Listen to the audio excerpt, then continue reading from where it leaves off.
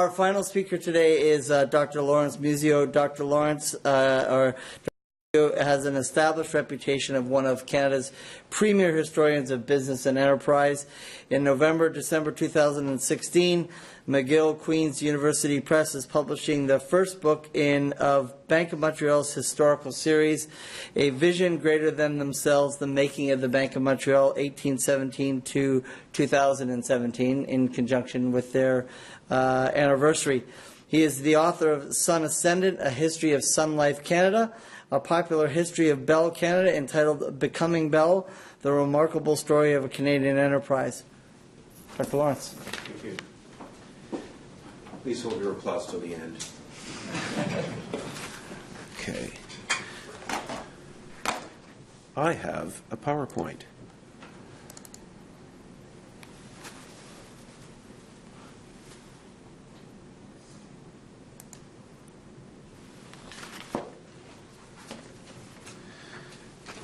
Thank you, Chris and Ms. Sinclair. Thank you for your intervention, and Dr. Wright.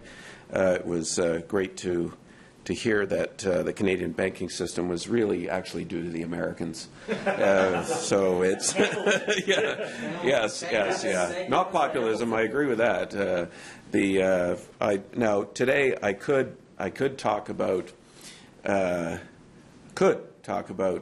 the rise of Canadian banking in the 19th century, or how BMO, as Canada's first bank and as its senior bank and as the coordinator-in-chief of the Canadian banking system up until the 1920s and 1930s, shaped the country. I could talk about the relationship that Robert referred to as, in passing, between bankers and the Imperial Centre, the Lords of the Treasury, although maybe they were overlords of the Treasury, but in fundamentally shaping Canadian finance. So I thought the intervention was very interesting, not least because there is an American influence there, but the Canadian and British North American effects on the Canadian banking system have been pretty fundamental. No, I could talk about all of that, but I could also talk about the fact that the session is sponsored by TD. It's chaired by a senior vice president of the Toronto Dominion Bank, and so maybe that's why it's 150 years of Canadian banking history, not 200 years of Canadian banking history, right? So, but I'm not going to talk about any of that. I'm going to talk about me. I'm going to talk about the author as, in some ways, and this is very rare, we talk about, the development of and the further adventures of and so forth. But I'd like to talk to you about a preliminary reflection of an event that's still in progress. The bicentennial year of Canada's first bank, the Bank of Montreal, throughout 2017. I hope it's going to shed a little bit of light, at least, on the way business history can be used to the benefit of both scholarship and wider audiences through the experience of BMO Bank of Montreal's Bicentennial History Project. Now, the historical spirit to which I'm referring in the title requires a word of explanation. I understand that spirit to mean an understanding and appreciation of and a connection to the past. The purpose of the historical spirit in this instance is to cultivate an intellectual perspective that can lead to a deeper understanding of the experience of organizations in time.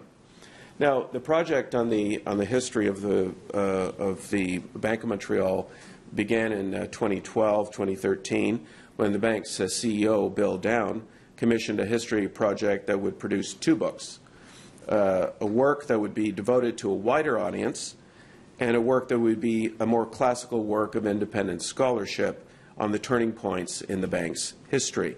So both books, we agreed, would eventually be published by McGill Queen's University Press to guarantee a high level of quality, scrutiny, and peer review. So the Chief Executive and I agreed that the history of the bank its central place and role in Canadian finance over 200 years made it among the founding members of the banking sector in the North Atlantic world. And so it did require some special treatment. Its audiences would be multiple. BMO employees and bankers, of course, but also policymakers, regulators, scholars, business historians, and a whole host of others. And I believe, therefore, over the last few years that this project has become a very important one of the more important initiatives in Canadian business history in recent years. Now, the bank status in and of itself as 200 years old, as the 8th largest bank in North America and so forth, ensure that any book on BMO's history will at least be noticed. The historical spirit is something to be encouraged and requires intuition and commitment. But what makes this project interesting from my point of view and able to ignite such a spirit is a dual intuition at the heart of the project. The first intuition is that the history of a vitally important Canadian institution like Bank of Montreal needs to connect with, engage, and embrace a full spectrum of audiences, and at the same time also respect people's intelligence. Now, almost everybody wants to celebrate, many want to remember, and some want to understand. And so the fact is that people will engage in history at different levels, different voltages, different levels of scrutiny. The second intuition is that reaching those audiences demanded two books, each equal in their own right, but one is destined for a broader audience. That's the vision greater than themselves.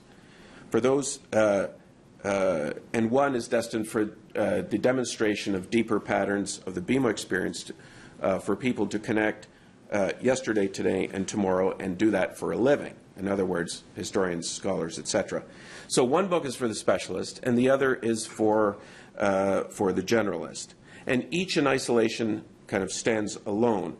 But, and this was the idea at the beginning, our idea at the beginning, they would fulfill a greater vision of the role of the past in contemporary life. So without an audience and a connection, the past becomes kind of a fossilized academic pursuit. But with without research depth and definition, the past can end up stranded in a myth and incapable of serious explanation. So we need the archives. We need the archives badly. Okay. And that's why the Bank of Montreal's Bicentennial History Project, I think, is so noteworthy, because it will deliver for both audiences. It's delivered this book up that you see up on the screen, and in the years to come. So it is based on what? On intensive research in the corporate archives and the public archives and repositories of the North Atlantic world. Now, in April of this year, we celebrated the publication of the first book, Vision Greater Than Themselves, Un Destin Plus Grand que Soi. And one of the things that I said during the launch, and some of you were there, Anthony, is that it was a book designed not to be read, okay, at least sequentially, because it has 200 subjects divided into three. Part one focuses on the BMO universe. It includes categories that range from the founders to bank leaders to defining documents, currency, innovation, technology, architecture, and the like. So in each one comes with about an average of about 300 pages of research distilled into 300 words.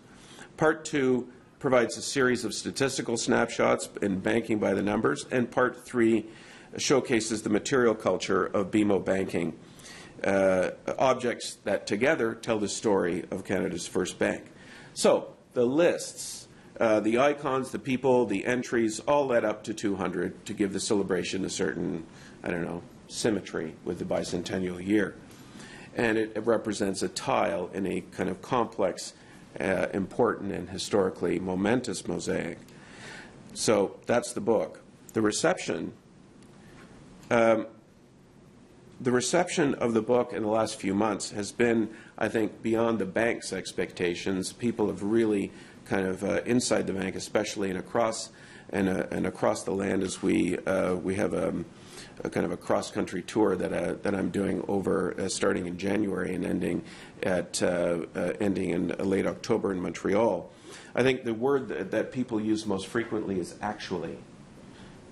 they actually liked the book. Okay, so and I think, okay, well, what does that actually mean? It's like, well, we're expecting something a little bit different, maybe something drier. They were expected to like the book, right? Instead, they actually do like the book, right?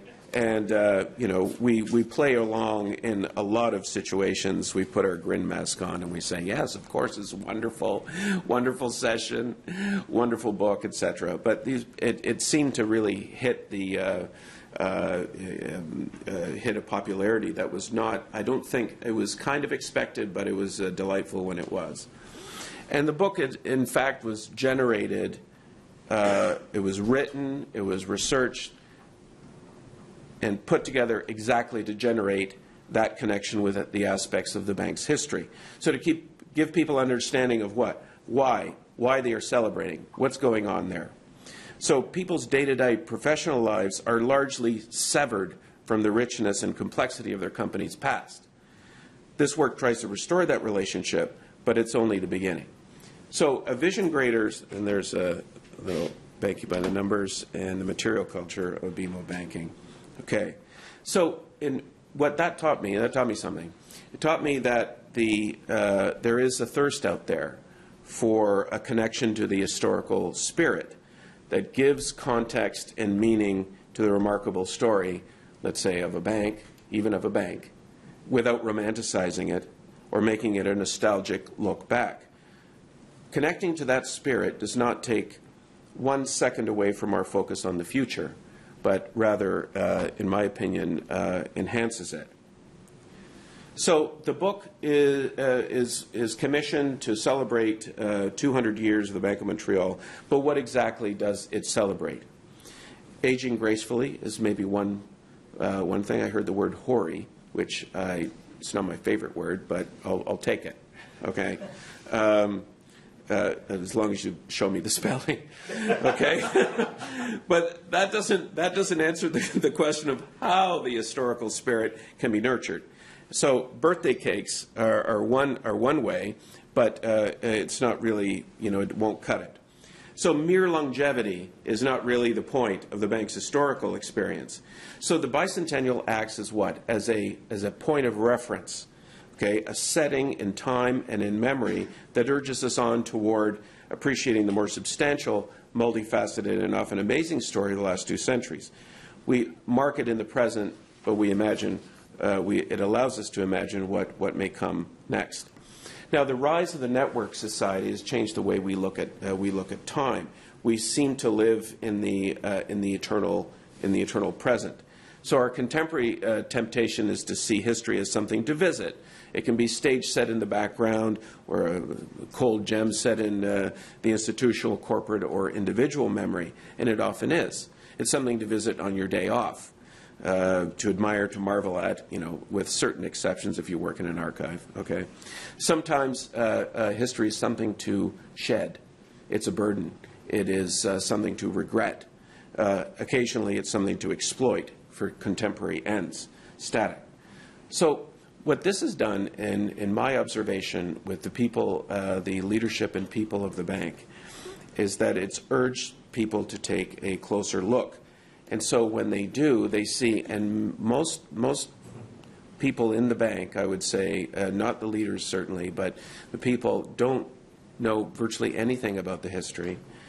So they see a first bank, Canada's first bank, as an intense and dynamic engagement of people with the wider world in about 10 generations. So it's there underneath the surface. Okay? It's the story of people forcing forward the frontiers of a bank, a city, a nation. That is certainly one of the elements. It's the story of the moments that they triumphed and also the punches that they took and the mistakes that they made. I'm not saying they made mistakes, but if I did, they would be there. Okay, exactly. Okay, I do realize I'm flying under flag of truce here. So, yeah, it's also the story, and I think you can translate it to certainly to other banks as well. But in my case, I've got the evidence for it in terms of the Bank of Montreal. It shows us what happens when 10 generations of individual and collective energy, strategy, performance, and vision are released. They're channeled and put to work for people and communities. So, in other words, I'm attempting to maybe historicize the discourse a little bit in that kind of entry-level way with the first book. And that is what a bicentennial can do, or a major point of reference. Okay?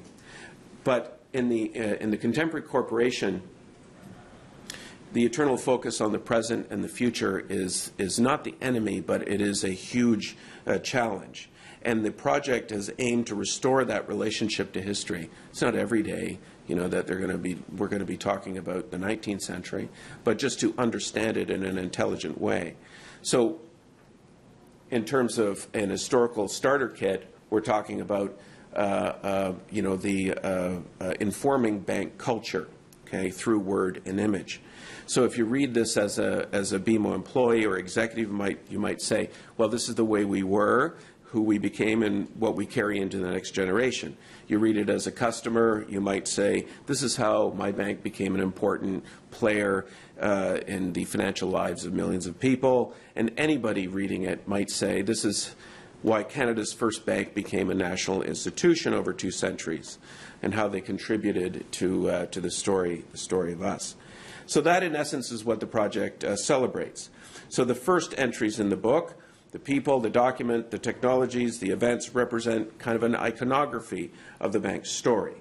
So that is the kind of the starter kit. So there are also, I'd like to talk a little bit about some further perceptions. There are 2 elements that I think people have begun to perceive about their institution as the spirit works within them. What is first striking about the BMO experience through these 2 centuries is the dialectic between dynamism and form, between the ability to adapt and the structures that endure. They don't always get it right. I think Canadian banks maybe like form and structure sometimes rather too much than favoring rather than favoring dynamism and form. So, but whether it was building a financial system or whether it was promoting economic development or competing in regional, national, and global markets, the people who made the difference in the bank and who now reside in posterity are the ones who are managed to actually make that balance happen. Okay, striking that right relationship between the strategic response of the moment while envisioning and carefully building forms to last and structures and reputations. Okay, but what is also, I think, striking are the continuities in the institution. The differences, let's say, between the 1860s and Edwin King's Bank of Montreal and Bill Downs in 2017 are obviously extremely different, to say the least, not least in haircuts, right? Strategy, style, attitude, vision, mission, okay? But if you look at maybe some of the commonalities, okay, so building a bank that aspired to build a bank deeply committed to its own people, and also to a larger set of causes over time. I think mainly nation building. Okay, trade was mentioned a little bit earlier, and that is, BMO par excellence. The development of specific economic sectors, the securing the place of Canada in the financial world. This is one of the most important, I think, elements of the Bank of Montreal experience in the North Atlantic world. Its presence in London, okay, as the kind of the senior bank. So it's a paradox. The history of the bank has been deeply engaged in something very much focused on the present and the future. And that is a way to actually intelligibly make people or allow people to understand why history is important, why understanding the past experience is important to their contemporary and changing environments. And they always had to deal with constantly changing environments, whether it was government, regulatory, market, customer focus, etc. And the changes did never happen at the same speed, nor with the same tools or strategy, but they happened consistently and over time. So what we're trying to do is maybe to build in many ways, a curriculum maybe case studies as well, to make that experience intelligible. Otherwise, it is absolutely locked and put away in a drawer. Okay. We were talking a little bit earlier about the sameness of Canadian banks, and I think it's largely true. Humans and chimpanzees share 98.8% of their DNA, yet the differences are obvious. That 1.2% can be crucial. So the point is, of course, that institutions can be similar and yet different. And so it is with each of Canada's great chartered banks, and in particular, I think, with Canada's first bank. So those DNA pairings that make the difference and allow similar national and enterprise cultures to share much, yet assert their uniqueness, right? And so you start to see institutions maybe in a little bit more subtle light. Okay. The Canadian Museum of History in Ottawa, and this has been cited by some historians over the years because it's such a compelling image, features a remarkable work by the artist Bo Dick, transformation mask called The Spirit of Hideout Guai. When the mask is closed, we see Raven. When it opens, we see the first human being between the split image of a bird flanked by two supernatural wolves. At the Brooklyn Museum in New York, there's a similar mask that shows Thunderbird. Opened, it reveals a human face flanked by two lightning snakes. At the Field Museum in Chicago, transformation mask created by Bob Harris before 1893 in Vancouver Island shows a shamanic figure when opened. Those masks tell of change and transformation, and I think that's how they've been used in Canadian historical discourse as well. But it shows something very interesting, and this is maybe a teaching moment within the organization, that there's an outer mask and an inner mask, a past and a present, a before and an after. They're in close relationship, they're different, but they're part of the same mask. So history, even the history of an institution, is as complex and deep as that of Canada's first bank, has striking parallels to these extraordinary cultural tools. Because over time, obviously a transformation takes place, but how does it take place, and what do we have to do with it? That is the question that we kind of seek to answer with these two books. So it is the bicentennial of the bank, or any major anniversary, but especially with the publication of these two histories guaranteed by McGill Queen's, has provided a clear opportunity to connect with a number of audiences that are not usually part of the regular constituencies for each of these subjects, right? You know, people would not pick up a history book if you paid them. Some do all the time, okay? But it is a unique kind of teaching moment, and if it's approached this way and done intelligently and done effectively, then you will get results. The opportunity has allowed the subject of business history to be presented in maybe a different way without loss of fidelity, because we've got the popular history and we've got the scholarly history coming, right? Now, that popular impulse has been fed, let's say, or manifested itself by marketing websites, lots of internal communications, et cetera, et cetera. But interestingly, by far the most interest that has been generated, at least what I'm told, are the book tours, are the books and the cross country speeches. So even in this kind of very mediated era, it is some of the classic kind of high touch events that are the most popular and have stimulated the most interest in the subject. Okay, this in spite of the fact that people can be allergic to charges of nostalgia. Say 200 years, yeah, you're the oldest bank. You guys are dinosaurs, right? That is something that's very sensitive. TD, 1855 or 1955 or 1869, right? Okay, right, exactly. Yes, exactly. If you're a Dominion or a Toronto Dominion, okay, and so it is. You know, people do not like to be, you know, painted as, you know, people who are looking back, because that is probably the cardinal sin, to say, well, yes, we're hidebound, and they're certainly not in their outlook, you know.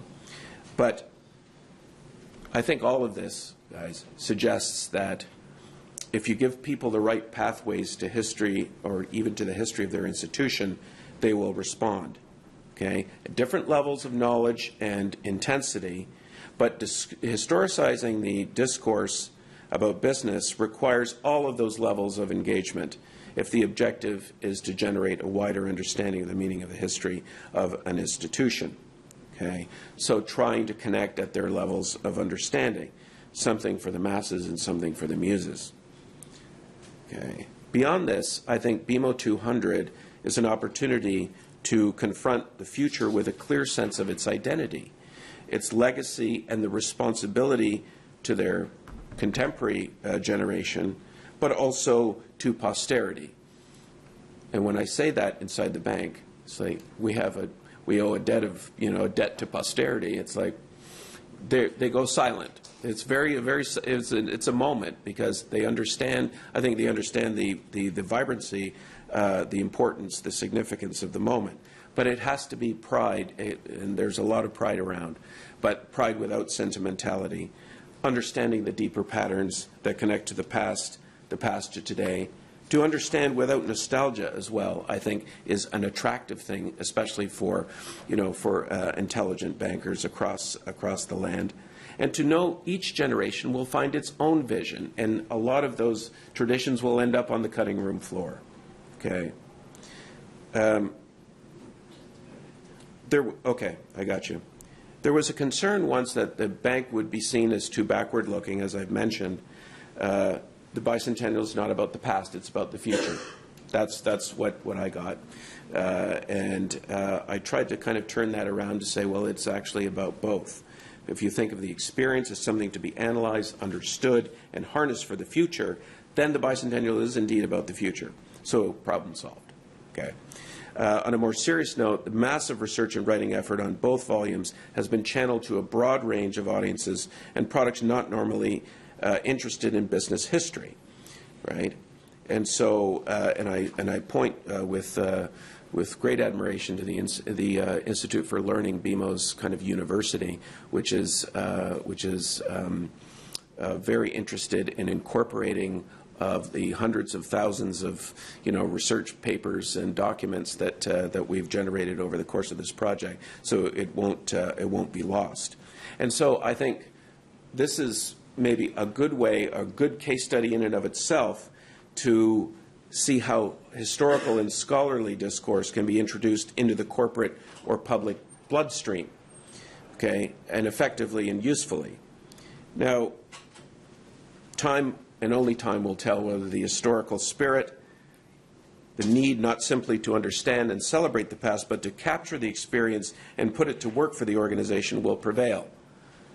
Will it continue to have some kind of seat at the table?